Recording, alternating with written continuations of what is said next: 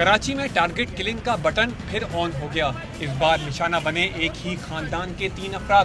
Buffer zone میں شفیق موڑ کے قریب دہشت گردوں نے موٹر سائیکل پر سوار افراد پر گولیاں برسا دیں۔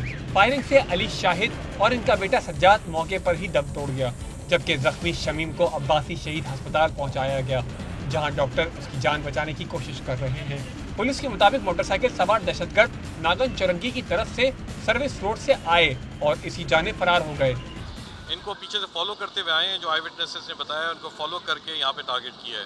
فالو کرنے والے ایک موٹر سائیکل پہ 2 افراد تھے، تو اس کے علاوہ ایک اور آئی وٹنس نے بتایا کہ ایک بیک اپ پہ اور موٹر سائیکل تھی جس پہ 2 اور افراد تھے، تو ان کو اب دیکھ کے چن کے ٹارگٹ کیا گیا۔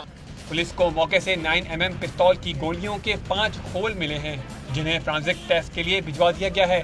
کار سوار تینوں افراد انچولی کے رہائشی اور جامع مسجد باب نجف بفر زون میں نماز جمعہ کی ادائیگی کے بعد واپس جا رہے تھے۔ سجاد کے گھر 1 ماہ قبل ہی بیٹی کی ولادت ہوئی تھی۔